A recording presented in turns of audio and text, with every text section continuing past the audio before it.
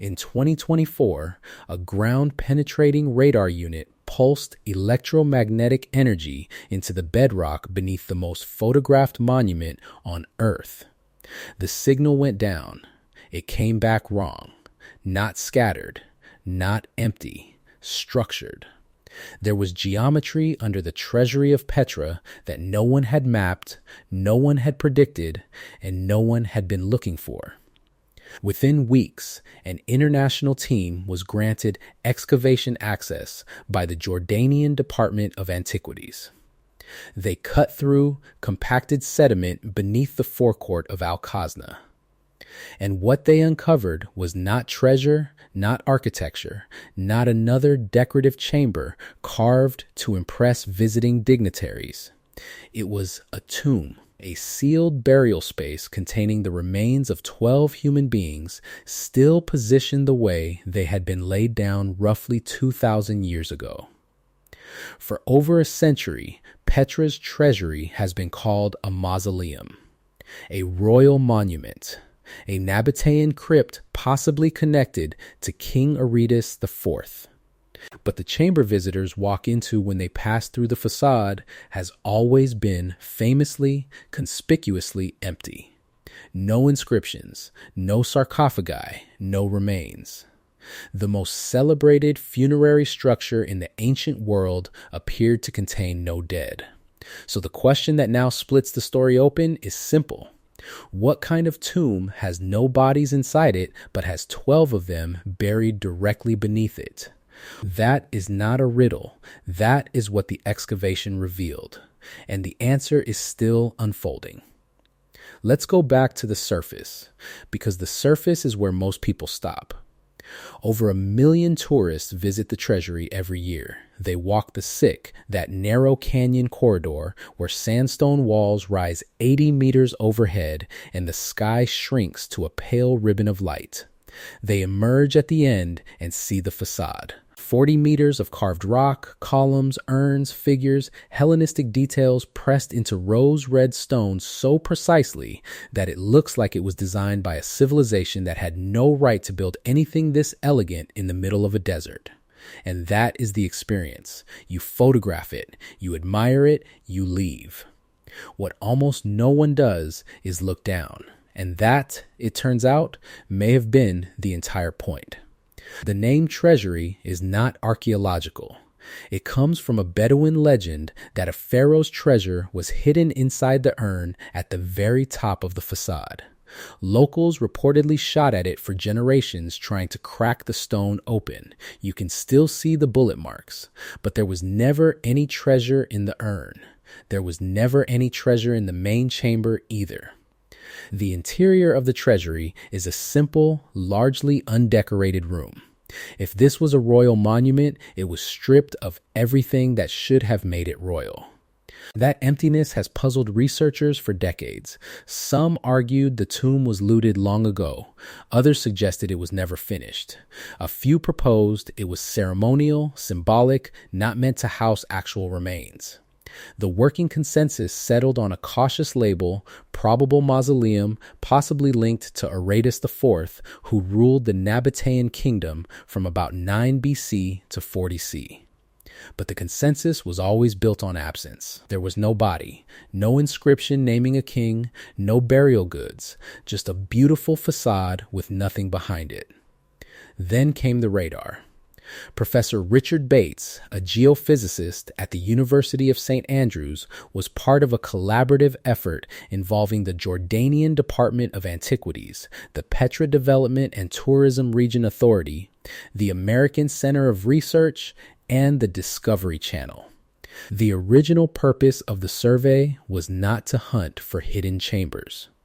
It was to assess conditions around the treasury and the nearby wadi in relation to flood control concerns. Petra's sandstone is porous. Flash floods are a genuine threat to both the monuments and the people who visit them.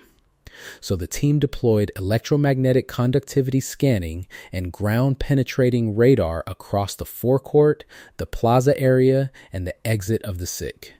The radar sends energy into the ground and listens for reflections. Different materials, rock, air, soil, void, reflect that energy differently. When you hit solid sandstone, you get one signature. When you hit an open space, you get another.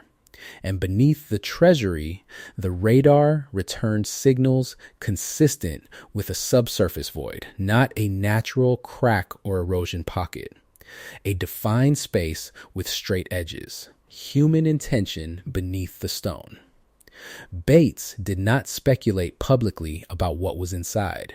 He said the geophysics indicated probable underground chambers. That language matters. It was careful, measured, and ultimately confirmed when excavation began. Once government approval was secured, the team dug. They moved through layers of compacted earth and sediment that had sealed the space for centuries, and then they were inside. 12 skeletons, still positioned, still articulated in many cases, meaning the bones had not been scattered by animals or floods or looters. These were intact ancient burials, a finding that is extraordinarily rare at Petra. Most Nabataean tombs across the site have been opened, reused, robbed, or exposed to the elements over 2 millennia. Complete burials with grave goods still in place are almost unheard of. But this tomb had been sealed beneath the most visited monument in Petra. The very fame of the structure above it may have been the reason no one ever broke through to the chamber below. Hold that thought for a moment, because the next detail is the one that made international news for reasons no one in the field expected. One of the 12 skeletons was found with a ceramic vessel clutched near its body. When the excavation team, including Discovery Channel presenter Josh Gates, saw the object emerge from the sediment, the room reportedly went still. The vessel's shape bore a striking resemblance to the Holy Grail prop from Indiana Jones and the Last Crusade, the 1989 film whose most iconic scene was shot at the Treasury's facade. Gates later described it as a surreal moment of life imitating art. But it was not a grail. Detailed examination identified it as the top portion of a broken jug, likely dating to the 1st century BC. The coincidence was visual, not theological. And yet, the symbolism was hard to shake. Hollywood had placed a story about a cup of immortality inside this exact monument. And now, beneath that same monument, a real human skeleton was holding a real ancient vessel. Fiction about cheating death, resting directly above actual death. That image alone would have been enough to dominate a news cycle. It was not enough to explain what the discovery actually means. Dr. Tim Kinnard, also from St. Andrews, sampled and dated the sediment surrounding the burials and the tomb's enclosure walls. His results placed the construction and use of the tomb within a range of the mid-1st century BC to the early 2nd century C. That range overlaps directly with the reign of Aretas IV and the broader period when Petra was at the height of its power, a cosmopolitan trading center home to an estimated 25,000 people, positioned at a crossroads between Arabia, Egypt, and Syria Phoenicia. Dr. Pierce Paul Kriesman, executive director of the American Center of Research and one of the excavation leaders, emphasized that the discovery could help answer long-standing questions about when and why the treasury was built. That is a careful statement, but it carries enormous weight. Because if the tomb beneath the treasury can be dated with precision, and if the individuals inside can be identified through DNA, isotopic analysis, bone pathology, or artifact association, then we might finally know whether the facade above was built for them, built before them, or built to conceal them. And those are 3 very different stories. If the treasury was built as a monument above an existing royal burial, it functions the way most scholars assumed, a grand visible marker for an elite tomb below. That is architecturally consistent with other Nabataean funerary practices, even if the scale is unmatched. If the tomb was added after the facade was carved, then the building was repurposed. The visible monument came first, and someone later chose to bury 12 people directly beneath it, inside a sealed chamber with no external access. And if the facade was designed from the beginning to draw attention upward, away from what was below, then the most beautiful structure in Petra was not a monument. It was a misdirection. A 40-meter carved distraction engineered so that no one for 2,000 years would think to look beneath their feet. That third possibility has no definitive evidence behind it. It is interpretation, not conclusion. But the architecture does something interesting that supports at least the instinct behind the question. The treasury's facade is overwhelmingly vertical. Every line pulls the eye upward: columns, capitals, the tholos structure at the top, the urn crowning the whole composition. There is nothing in the design that invites you to consider the ground. The visual grammar of the building says look up, admire, be awed, and leave. If you wanted to hide a burial, you could do worse than placing it beneath something so visually commanding that no visitor in 2 millennia thought to bring a shovel. Richard Bates described the find as internationally significant, specifically because so few complete early Nabataean burials have been recovered from Petra. Most of what we know about Nabataean death practices comes from disturbed or incomplete contexts. This tomb, sealed and undisturbed beneath the most famous structure in the city, is a kind of time capsule. Not just of bodies, but of ritual, social hierarchy, material culture, and possibly kinship. Who were these 12 people? Were they members of a royal family? Were they priests? Were they related to each other at all? Were they buried simultaneously or over a span of decades? Were the artifacts placed with them according to status or belief or something else entirely?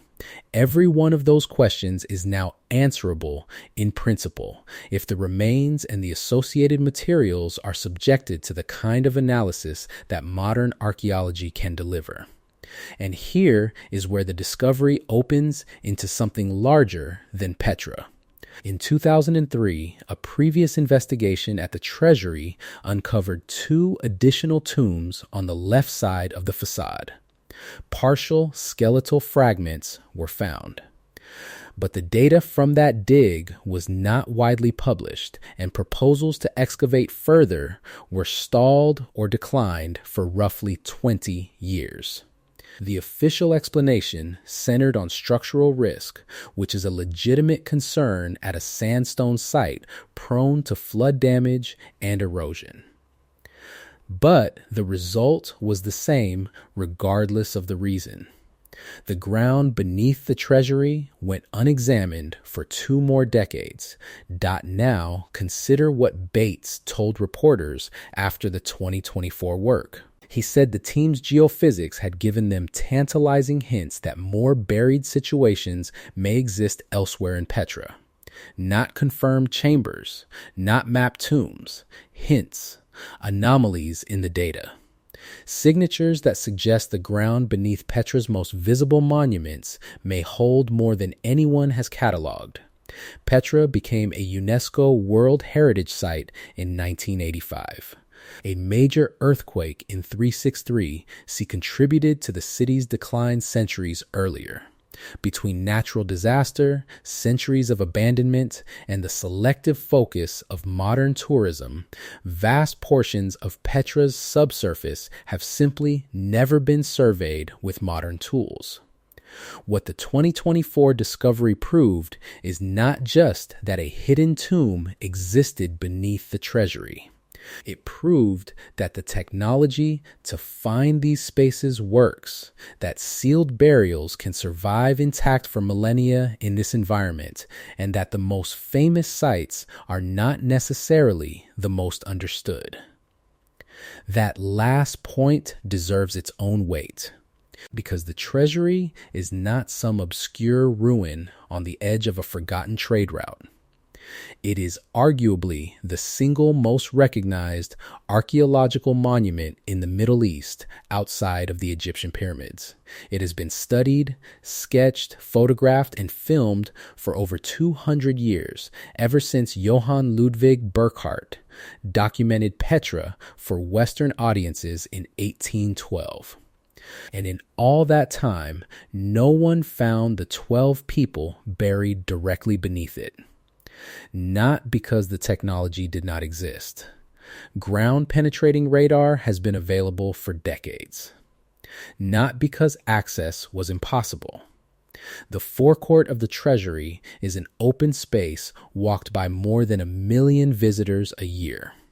The tomb was missed because no one pointed the equipment at the ground beneath a building everyone assumed they already understood. That is not a failure of science. It is a failure of assumption. And it raises an uncomfortable question about every other monument, every other ancient site, every other structure where the scholarly consensus says the story is complete. How many discoveries are sitting beneath places we stopped investigating because we believed there was nothing left to find? The pattern is not unique to Petra. The Pool of Bethesda, described in the Gospel of John with architectural details once dismissed as symbolic, was later confirmed as a real structure with remains matching the biblical description. The Pilate Stone, discovered in 1961 at Caesarea Maritima, anchored the name of Pontius Pilate in Roman administrative history after centuries in which his existence outside of Scripture was debated by some. The Tel Dan Stele, unearthed in 1993, provided one of the earliest known extra-biblical references to the House of David. In each case, the ground yielded evidence that the surface story had not accounted for.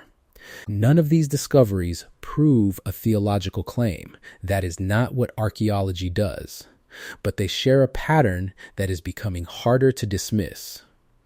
Material evidence keeps surfacing in places where the accepted narrative said the record was closed. Sealed spaces keep opening. Buried testimony keeps rising. And the people who said there was nothing left to find keep being wrong. The Treasury of Petra now belongs to that pattern. The most beautiful facade in the ancient world was not hiding gold or holy relics. It was standing above human beings, 12 of them, buried with ceramic vessels and bronze and iron objects, sealed in sediment, locked in a chamber that the most visited archaeological site on Earth somehow overlooked for 2,000 years. The discovery does not answer every question. It opens them. Who were these people? What was their relationship to the monument above them? Were they honored or hidden? Was the treasury built to memorialize them or to ensure they were never found? Can their bones, their artifacts, their dun tell us something about Nabataean society that no carved facade ever could? If those questions matter to you, and if the idea that the most famous structure in Petra was concealing its deepest secret in plain sight strikes you as the kind of story that deserves to be followed, then subscribe now, because this investigation is not over. The radar found more than one anomaly. The team has said publicly that Petra's subsurface holds additional hints. And if the treasury was hiding 12 intact burials beneath the feet of 1 million annual visitors, the question is no longer whether more discoveries are coming. The question is what they will force us to reconsider next. The treasury stood for 20 centuries as a monument to beauty, to engineering, to a civilization that carved a city out of living rock in the desert. Tourists came for the columns. Filmmakers came for the drama. Scholars came for the history. No one came for the dead beneath it. And the dead were there the entire time. Not behind the walls, not inside the decorated chamber, below. In the one direction, the building was never designed to make you look. The most photographed monument in the ancient world was not just a masterpiece, it was a sealed lid. And now that lid has been lifted. The question is no longer what Petra was built to show the world. The question is what it was built to keep the world from seeing. And we are only now, for the first time in 2 millennia, beginning to look in the right direction.